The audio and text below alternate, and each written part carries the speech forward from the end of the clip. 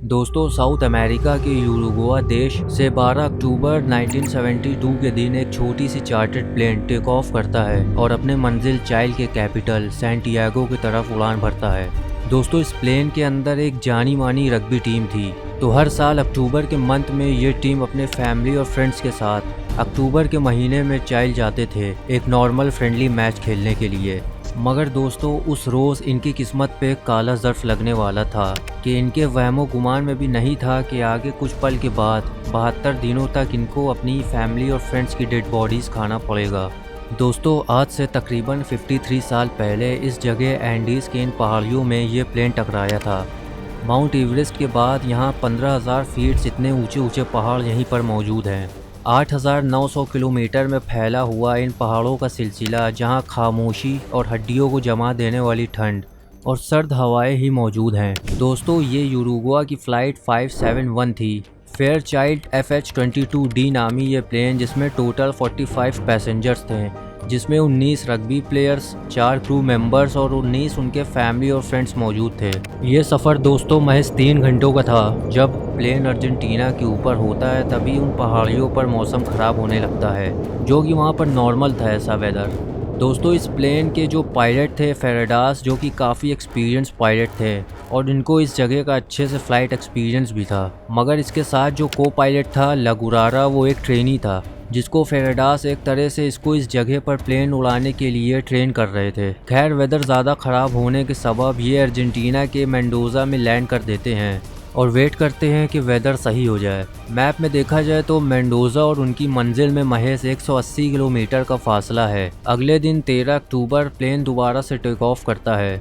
दोस्तों, इस प्लेन की लिमिट 22,500 फीट की मैक्सिमम थी और इस जगह पर जो कुछ माउंटेन्स थे उनकी हाइट 23,000 फीट से भी ज़्यादा थी। इसलिए इस प्लेन का फ़्लाइट रूट कुछ ऐसा था कि पहले ये प्लेन अपनी एल्टीट्यूड गेन करेगा, फिर प्लेंचोन पास के करीब होकर एंडीज़ के इन पहाड़ों को क्रॉस करके अपनी मंजिल सैंटियागो पे जाकर लैंड करेगा।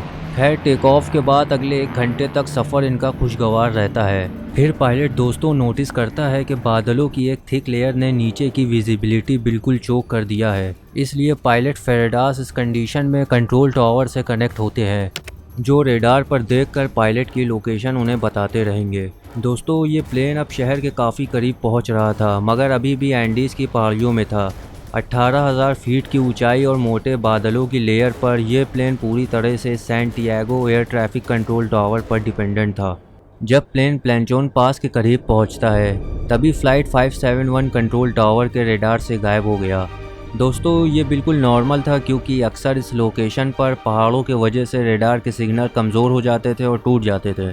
फिर को पायलट लगुरारा जो है वो रेडियो से सैंटियागो एयर ट्रैफिक टावर से कनेक्ट करता है और उन्हें इन्फॉर्म करता है कि हम प्लेंचोन पास पहुंच चुके हैं और 3 मिनट में कुरिको पहुंच जाएंगे, और उनसे अपनी ऊंचाई कम करने की परमिशन मांगी। प्लेंचोन पास से कुरिको पहुंचने में नॉर्मल 11 मिनट्स लगते हैं, मगर फासला उन्होंने 3 मिनट्स में कवर कर लिया। ये बात कंट्रोल टावर में बैठे स्टाफ को भी खटकी, मगर रेडार में प्लेन शो नहीं हो रहा था, तो उन्होंने भी परमिशन डिसेंड करने की दे दी। लगुरारा प्लेन की ऊंचाई को कम करता है, तभी प्लेन भारी टर्बुलेंस से कांपने लगती है और चारों तरफ बादलों से विजिबिलिटी भी बिल्कुल ना के बराबर थी। दोस्तों, पीछे बैठे पैसेंजर में जो रग्बी के प्लेयर्स थे वो इस टर्बुलेंस का मजाक भी बनाते हैं। इस टर्बुलेंस के बाद जो को पायलट था लगुरारा, वो प्लेन को और ऊपर करने की कोशिश करता है, मगर प्लेन को एक और झटका टर्बुलेंस का लगता है और प्लेन और नीचे आ जाता है। जब बादलों की लेयर से प्लेन बाहर आता है तब पायलट देखता है कि उनके सामने एक बहुत बड़ा सफ़ेद पहाड़ है, और तब प्लेन की मैक्सिमम पावर लगाकर पायलट्स प्लेन की एल्टीट्यूड गेन करने की आखिरी पूरी कोशिश की, मगर अफसोस अब काफ़ी देर हो चुकी थी। प्लेन का टेल एरिया जाके एक चट्टान से टकरा जाता है और पीछे का हिस्सा प्लेन से अलग हो जाता है, जिसमें 2 लोग उसी के साथ गायब हो जाते हैं। कुछ देर तक प्लेन बिगैर टेल के कुछ देर ऊपर जाता है, फिर अचानक से फिर ये नीचे गिरने लगता है। तब प्लेन का दूसरा हिस्सा विंग जाकर एक चट्टान से ज़ोरदार कोलाइजन होता है, जिससे प्लेन के विंग के साथ साथ कुछ और लोग प्लेन से बाहर गिरते हैं। बिना टेल और बिना विंग के प्लेन का अगला हिस्सा बर्फ़ में 350 किलोमीटर की स्पीड से स्लाइड करता है सीधे नीचे की तरफ, और आखिरी कोलाइजन के साथ रुक जाता है। प्लेन पूरे तरह से तबाह हो जाता है। अब इस एक्सीडेंट के बाद 5 लोगों की फ़ौरन मौत हो जाती है, जिसमें कुछ पैसेंजर्स और दोनों पायलट्स।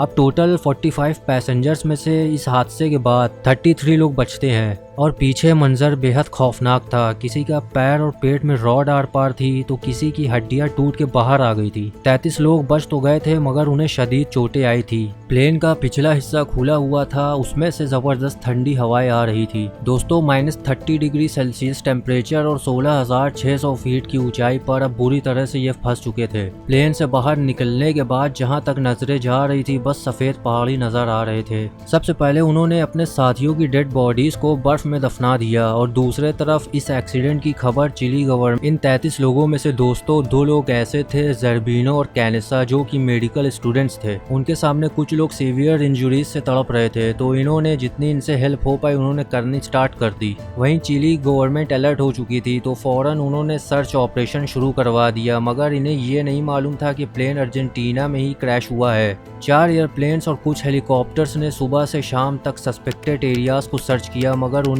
ना ही कोई प्लेन नजर आया और ना ही कोई मलबा।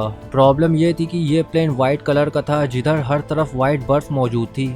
इन बर्फीली पहाड़ियों में इसे ढूंढ पाना बहुत मुश्किल काम था। वहीं वो जो जख्मी बचे हुए पैसेंजर बड़े होपफुल थे कि आज किसी तरह रात गुजार ली जाए, कल हमें एक रेस्क्यू टीम आकर यहाँ से निकाल लेगी। मगर अफसोस उस कपकपाती ठंड में 5 जख्मी लोग बर्दाश्त ना कर सके और इस दुनिया से चल बसे। दोस्तों इस सर्च ऑपरेशन को चिली के साथ साथ अर्जेंटीना में भी हिस्सा लिया और एयरक्राफ्ट को इस सर्च ऑपरेशन में लगा दिया।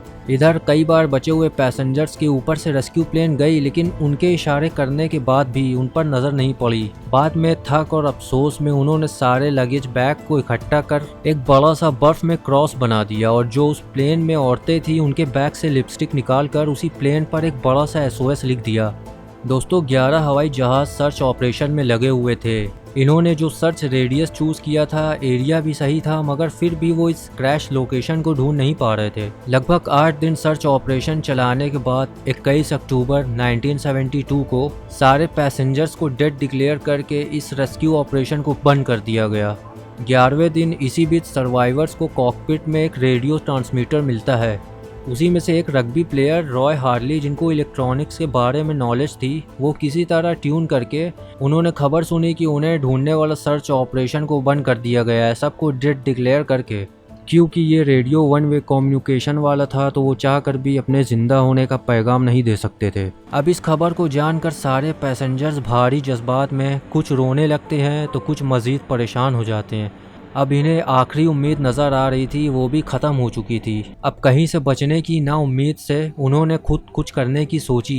पहले तो उन्होंने सारे लगेज और सीट्स को इकट्ठा करके जो पिछला हिस्सा प्लेन का खुला हुआ था ठंड से बचने के लिए उसे बंद कर दिया। सीट के कवर और उसके कुशन से स्नो शू बना दिया। अब तक इनके पास कुछ चॉकलेट, कुछ जैम के बार्स, थोड़े ड्राई फ्रूट्स और कुछ पानी की बॉटल्स ही थी। पहले तो इनका गुजारा जैसे तैसे आपस में बांट कर एक हिस्सा चॉकलेट का, कुछ मिलीग्राम पानी से गुजार लिया मगर खाने की किल्लत और शदीद कमजोरी और भूख से ये मजीद और भी कमजोर होते जा रहे थे। क्योंकि 3800 फीट के ऊंचाई पर जहाँ बस दूर दूर तक बर्फ और पहाड़ था, इस वेदर में ना ही कोई पेड़ ना ही कोई जानवर था जिसे वो मार कर खा सके। जब इनके पास वो तमाम चीजें, खाने की चीजें खत्म हो गई तब उन्होंने कॉटन और सीट कवर को फाड़ कर खाना चालू कर दिया मगर इससे वो मजीद बीमार पड़ने लगे। एंडीज की वो इस लोकेशन पर फंसे हुए थे जहां से ना ही उतरना मुमकिन था ना ही चढ़ना। इन सब से उन पैसेंजर का 40% तक वजन कम हो गया था। ऐसे सिचुएशन में जब भूखे मरने के अलावा इनके पास कोई और ऑप्शन नहीं बचा तब इन्होंने ऐसा कदम उठाया जिससे आपके होश उड़ जाएंगे। इन लोगों ने ये डिसाइड किया कि इनके पास इनके फ्रेंड्स और फैमिली की मुर्दा बॉडीज खाने के अलावा कोई ऑप्शन नहीं है। जाहिर है ये फैसला बहुत ही मुश्किल था मगर हालात ने उन्हें जिंदा रहने के लिए ऐसा करने पर मजबूर कर दिया था।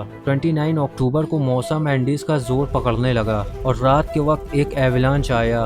उस एवलांच की शिद्दत इतनी तेज थी कि वो सारा बैरियर तोड़कर प्लेन के अंदर घुस गया, जिससे अफसोस 9 सर्वाइवर्स मर गए और बचे हुए लोग जैसे तैसे जो हाथ में आया उसे बर्फ को हटाया और बाहर आए। दिन के साथ हालात और भी ज्यादा बदतर हो रहे थे। दोस्तों 60 दिनों के बाद 3 सर्वाइवर्स और मर जाते हैं।